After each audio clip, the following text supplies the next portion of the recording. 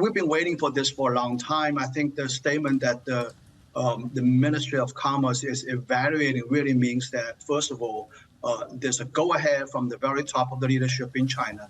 And second, in my view, they're preparing for the negotiation. Who's going to lead the negotiation? Or what will be the strategy? What is the bottom line? How to deal with Washington? All these things are currently probably being intensely debated and discussed right now. In any case, I can't imagine an evaluation leading eventually to a decline to negotiate.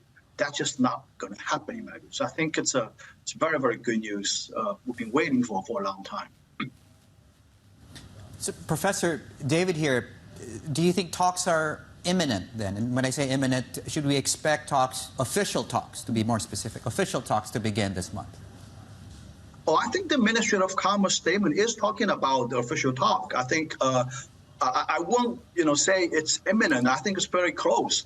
The second paragraph of the statement still says there are a couple of things that Washington should do to facilitate this negotiation. But I think overall, it's not very clear whether these things are the preconditions for the talk or something that Washington should bring around into the talk. I hope for the latter case, but in my view, it's very close, if not imminent. John, just before we head deeper into this topic, I want to just take a listen to some of the comments that we've had from Marco Rubio on the potential for these talks between China and the U.S. Let's just take a quick listen. Can we reach some sort of short-term accommodation with them? That's what they want. I mean, the Chinese are reaching out. They want to meet. They want to talk.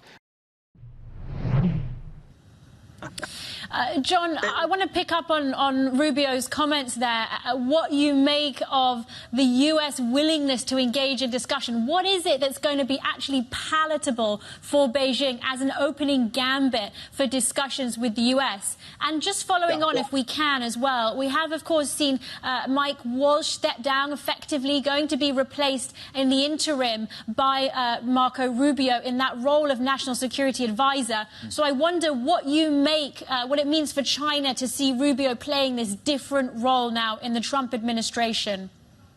Well, first of all, let me say that what Marco Rubio said is not necessarily in conflict with what the Ministry of Commerce here in China says. This thing is sort of, happening on both sides, eventually leading to the culmination of the negotiation. Obviously, both sides are talking to their respective audience.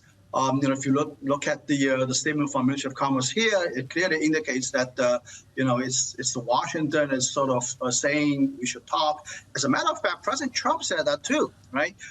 So I wouldn't pay too much attention to this question about who is actually asking first. Obviously, both are asking for negotiation. It doesn't make any sense to argue about who is initiating this contact first. It just doesn't make sense to me.